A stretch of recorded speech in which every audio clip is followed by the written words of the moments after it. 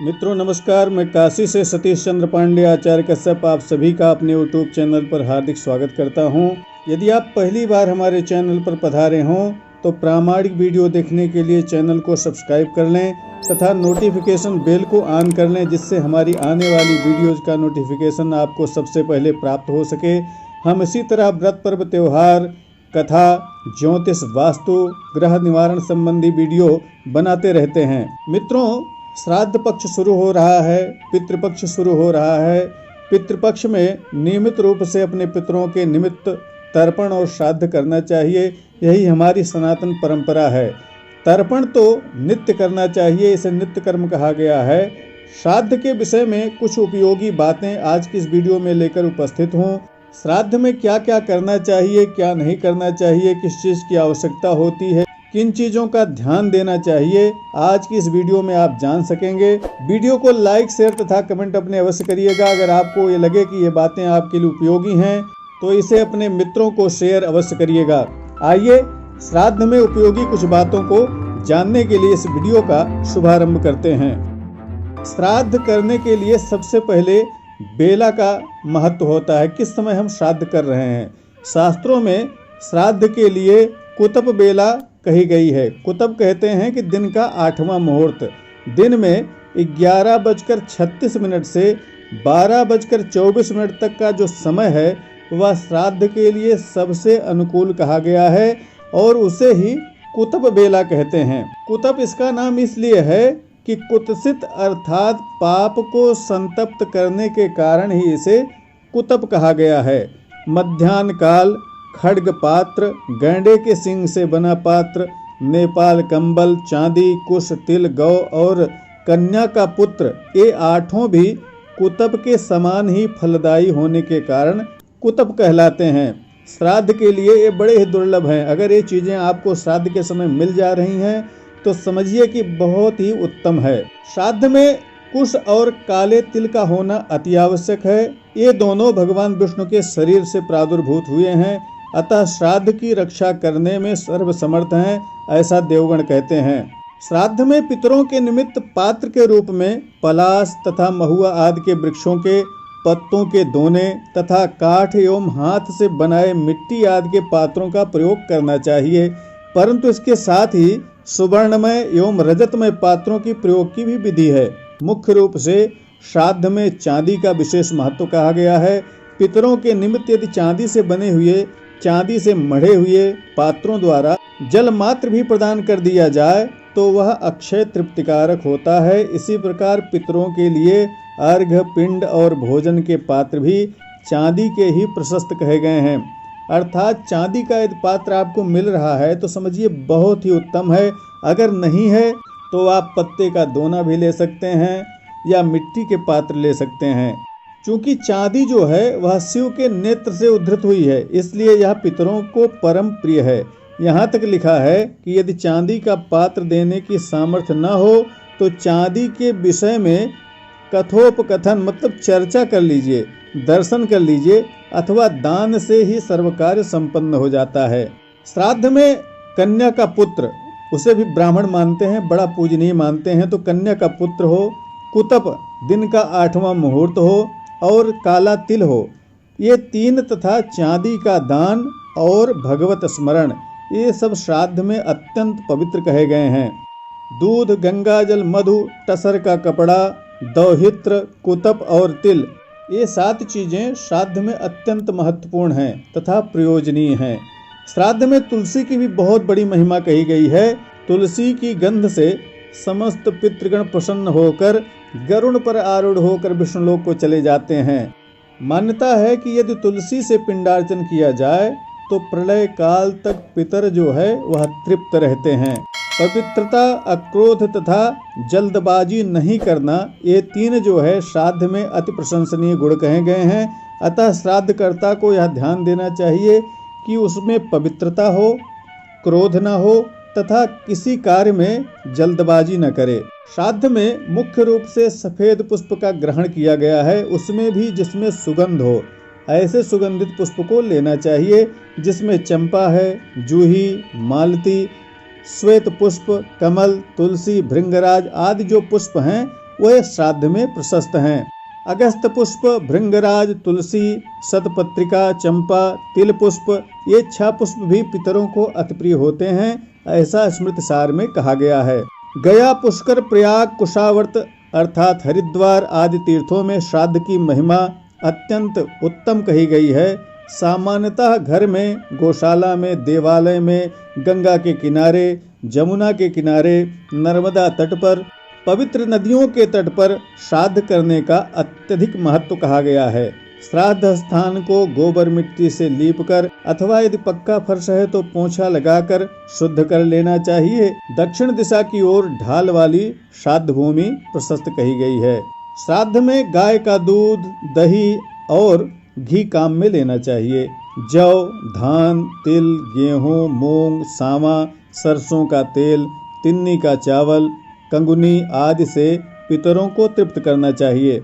आम, अमड़ा, बेल, अनार, बिजौरा, पुराना आंवला, फालसा, नारंगी, खीरा, नारियल, चिरौंजी, परवल, नीलकैथ, अंगूर, खजूर, इंद्रजौ, जंगली बेर, चिरौंजी, भतुआ, इन सब को श्राद्ध में यत्न पूर्वक लेने की विधि कही गई है।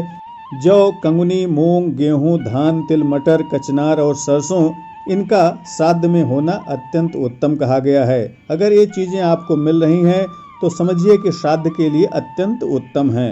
श्राद्ध में जिस ब्राह्मण को आप भोजन कराएं, ध्यान दें कि उसमें शील हो, शौच हो, प्रज्ञा से युक्त हो, सदाचारी हो तथा संध्या बंदन एवं गायत्री मंत्र का जप करने वाला श्रोत्रिय ब्राह्मण हो।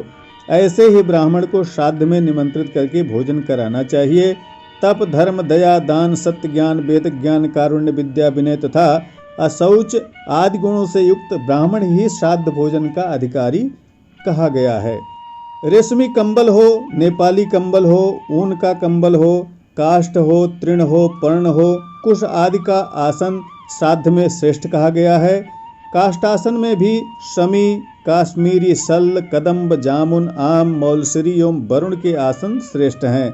इनमें भी लोहे की कील नहीं लगी होनी चाहिए। श्राद्ध में जब हम भोजन कर रहे हों तब मौन रहना चाहिए। हाथ के इशारे से ही कोई चीज मांगना चाहिए, बोलना नहीं चाहिए। यदि आप ब्राह्मण को भोजन करा रहे हैं तो ब्राह्मण से भी आपको यह नहीं पूछना चाहिए कि भोजन कैसा बना है। और जो कोई भी भोजन कर रहा है उस भोजन की निंदा, प्रशंसा नहीं करनी चाहिए। शांतिपूर्वक मौन रह करके श्राद्धान्न को खाना चाहिए। पिंड के 8 अंग के बारे में आपको बतलाते हैं कि पिंड के 8 अंग कौन से हैं। अन्न, तिल, जल, दूध, घी, मधु, धूप और दीप, ये पिंड के 8 अंग कहे गए हैं। इनका होना अति आवश्यक है। एक सबसे बड़ी शंका लोगों को होती है कि भाई पिंड कितना कितना बड़ा बनाएं, किस आकार का हो। तो उसके बारे में आपको बताते हैं कि एकोदिष्ट तथा सपिंडन में कैथ, कपित्थ के फल के बराबर, मासिक तथा वार्षिक श्राद्ध में नारियल के फल के बराबर, तीर्थ में तथा दर्श श्राद्ध में मुर्गी के अंडे के बराबर तथा गया एवं पितृपक्ष में आंवले के बराबर पिंडदान आप कर सकते हैं। इसमें कोई संशय नहीं है। मित्रों, हमने कहीं कहीं देखा है कि केले के पत्ते पर श्राद्ध करते हैं, केले के पत्ते पर ही भोजन कराते हैं, श्राद्धान परसते हैं। तो देखिए, श्राद्ध में पात्र के विषय में भी बताया गया। सोने, चांदी, कांसे और तांबे के पात्र पूर्व में उत्तम है, अर्थात सोना मिल जाए तो अति उत्तम, फिर चांदी मिल जाए तो अति उत्तम, नहीं तो कांसा, फिर तांबा। इसके अभाव में पलाश आदि अन्न वृक्ष के पत्तल से काम लेना चाहिए, पर केले के पत्ते में श्राद्ध भोजन सर्वथा निषिद्ध कहा गया है। साथ ही श्राद्ध में पितरों के भोजन के लिए मिट्टी के पात्र का भी निषेध कहा गया है। केले के पत्ते के विषय में शास्त्र में कहा गया है कि कदली पत्रम नैव ग्राह्यम यतो ही असुराणाम कुले जाता रंभा पूर्व परिग्रहे तस्या दर्शन मात्रेण निराशा पितरो गताः, अर्थात केले के पत्ते का सर्वथा श्राद्ध में त्याग बतलाया गया है। श्राद्ध में ब्राह्मणों को बैठाकर उनका पैर धोना चाहिए। खड़े होकर पैर धोने पर पितर निराश होकर चले जाते हैं, इसलिए बैठकर ही पैर धुलाना चाहिए। पत्नी को दाहिनी ओर खड़ा करना चाहिए, उसे बाएं रहकर जल नहीं गिराना चाहिए, अन्यथा वह श्राद्ध आसुरी हो जाता है और पितरों को प्राप्त नहीं होता। श्राद्ध के लिए 7 बातें निषेध की गई हैं कि इसे नहीं करना चाहिए, लेकिन ऐसी भी चीज़ें इसमें हैं जो आज के समय में नहीं करना बड़ा समस्या का कारण बन सकता है। शास्त्र कहता है भैया दतुवन न करें, तांबूल पान आदि न खाएं, तैल मर्दन, उपवास, स्त्री संभोग, दवाई आदि न लें तथा दूसरे का भोजन न करें। ये 7 बातें श्राद्धकर्ता के लिए वर्जित है। श्राद्ध का जो भोजन करते हैं उनके लिए भी कुछ बातें बतलाई गई हैं, उन्हें भी ये चीज़ें नहीं करनी चाहिए। जैसे एक बार अगर आपने श्राद्ध का भोजन कर लिया तो आपको दोबारा भोजन नहीं करना है, आपको कहीं किसी जगह की यात्रा नहीं करनी है, कोई भार नहीं ढोना है, परिश्रम नहीं करना है, मैथुन नहीं करना है, दान नहीं लेना है और दान नहीं देना है तथा होम नहीं करना है। तो श्राद्धान भोजन करने वाले को भी इन 8 बातों से बचना चाहिए। श्राद्ध में लोहे का पात्र सर्वथा त्याज्य कहा गया है, तो लोहे का कोई भी बर्तन नहीं रखना चाहिए। यहाँ तक कि पाकशाला में भी लोहे के बर्तन में कोई भी चीज़ नहीं बनाना चाहिए। केवल साग फल आदि काटने के लिए ही लोहे की चाकू वगैरह का इस्तेमाल आप कर सकते हैं, लेकिन पकाते समय लोहे की किसी भी पात्र का उपयोग श्राद्ध में नहीं करना चाहिए। श्राद्ध में प्रयोग होने वाले कुश के बारे में भी कहा है कि भैया अगर चिता में बिछाए हुए कुश हैं, रास्ते में पड़े हुए ऐसे कुश मिल जाएं, पितृ तर्पण या ब्रह्मयज्ञ में उपयोग किए हुए कुश हैं, बिछौने पर उपयोग किए हुए हैं, गंदगी से आसन से निकाले हुए हैं, पिंडों के नीचे रखे हुए हैं, ऐसे अपवित्र कुश को श्राद्ध में नहीं प्रयोग करना चाहिए। श्राद्ध में श्रीखंड चंदन हो, खस हो, कर्पूर सहित सफ़ेद चंदन ही पितृकार के लिए प्रशस्त है। अन्य पुरानी लकड़ियों के चंदन तथा बिना सुगंध वाले काठों के चंदन उपयोग में नहीं लाना चाहिए। कस्तूरी, रक्त चंदन, गोरोचन, सल्लक तथा पूतिक आदि का चंदन निषिद्ध है।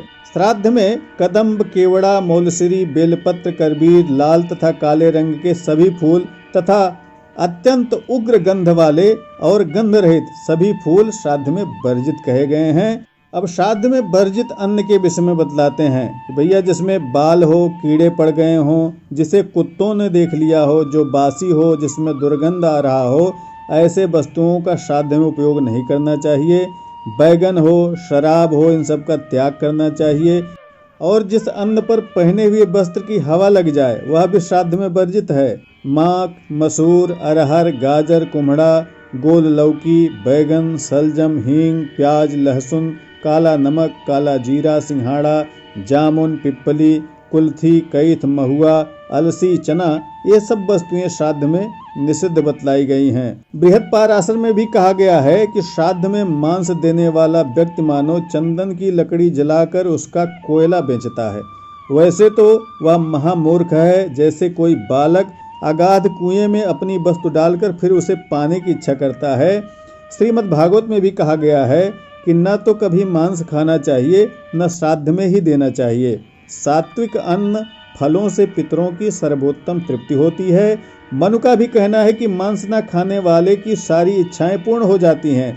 वह जो कुछ सोचता है, जो कुछ चाहता है, जो कुछ कहता है, वह सब सत्य हो जाता है। इसलिए श्राद्ध में तथा ऐसे भी मांस से हमेशा बचना चाहिए। श्राद्धकर्ता केवल अपने पितरों को ही तृप्त नहीं करता, बल्कि वह संपूर्ण जगत को संतुष्ट करता है। मनुष्य को पितृगण की संतुष्टि तथा अपने कल्याण के लिए श्राद्ध अवश्य करना चाहिए। जो मनुष्य अपने वैभव के अनुसार विधि पूर्वक श्राद्ध करता है वह साक्षात ब्रह्मा से लेकर तृण पर्यंत समस्त प्राणियों को तृप्त करता है। श्रद्धा पूर्वक विधि विधान से श्राद्ध करने वाला मनुष्य ब्रह्मा, इंद्र, रुद्र, नासत्य, अश्विनी कुमार, सूर्य, अनल, अग्नि, वायु, विश्वदेव, पितृगण, मनुष्यगण, पशुगण, समस्त भूतगण तथा सर्पगण को भी संतुष्ट करता हुआ संपूर्ण जगत को संतुष्ट करता है। विष्णु पुराण में कहा गया कि श्रद्धा युक्त होकर श्राद्ध कर्म करने से केवल पितृगण ही तृप्त नहीं होते, बल्कि ब्रह्मा, इंद्र, रुद्र दोनों अश्विनी कुमार, सूर्य, अग्नि आठों वसु, वायु, विश्वदेव, पितृगण, पक्षी, मनुष्य, पशु, सरीसृप और ऋषिगण आदि तथा अन्य समस्त भूत प्राणी तृप्त हो जाते हैं। इस प्रकार गृहस्थ को चाहिए कि वह हव्य से देवताओं का कब्ब से पितृगणों का तथा अन्न से अपने बंधुओं का सत्कार और पूजन करे। श्रद्धा पूर्वक देव, पितृ और बांधवों के पूजन से मनुष्य परलोक में पुष्टि, विपुल यश तथा उत्तम लोक को प्राप्त करता है। यहाँ तक कहा है कि जो लोग देवता, ब्राह्मण, अग्नि और पितृगण की पूजा करते हैं वे सबकी अंतरात्मा में रहने वाले भगवान विष्णु की पूजा करते हैं। ये जजन्ति पितॄन् देवान् ब्राह्मणाश्च हुतासनान् सर्वभूतांतरात्मानं विष्णुमेव यजन्ति ते। तो बहुत ध्यान पूर्वक, बहुत श्रद्धा पूर्वक सभी को श्राद्ध करना चाहिए। पितृपक्ष अत्यंत पवित्र पक्ष है। इसमें हम अपने समस्त पितरों को संतुष्ट कर सकते हैं, समस्त सृष्टि को संतुष्ट कर सकते हैं। इसलिए बहुत ही श्रद्धा पूर्वक हमें पितृपक्ष में श्राद्ध, तर्पण इत्यादि अपने पितरों के निमित्त करना चाहिए। आशा है आज की वीडियो से आपको बहुत सारी उपयोगी जानकारी मिली होगी, जिससे आपको संतुष्ट हुई होगी। ये जो कुछ भी बातें हमने बताई हैं वे सब शास्त्रीय एवं प्रामाणिक हैं। वीडियो को लाइक, शेयर तथा अपने कमेंट करना मत भूलिएगा। आगे भी हम इसी तरह प्रामाणिक वीडियो लाते रहेंगे। तब तक के लिए नमस्कार। जय विश्वनाथ।